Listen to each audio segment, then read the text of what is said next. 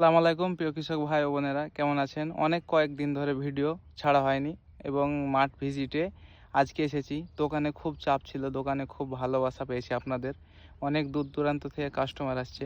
তো কৃষক বন্ধুরা, আজকে যখন আমি এই কপি জমিতে চলে এসেছি, তো এই কপির জমিতে দেখুন কি কন্ডিশন, কি অবস্থা করেছে কপিটিকে। এবং কপির যে ভিতরে যে পোকাটা, সে পোকাটা আমার চোখে আসছে না। কপির জমিতে মারাত্মক পরিমাণে পোকা লেগেছে।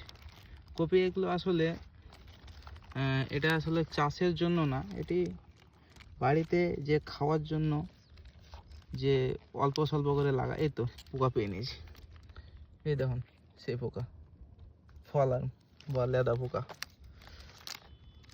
তো কপি বেশ ভালোই লাগছে দেখতে, কপিতে কোনো ফাঙ্গাস নেই, কিছু নেই, শুধু পোকারই আক্রমণ হয়েছে। এবং এই পোকাকে মারার জন্য আপনারা ইমামেক্টিন বেনজোয়েট ব্যবহার করতে পারবেন। ইমামেক্টিন বেনজোয়েট খুব দুর্দান্ত একটি রেজাল্ট পাবেন।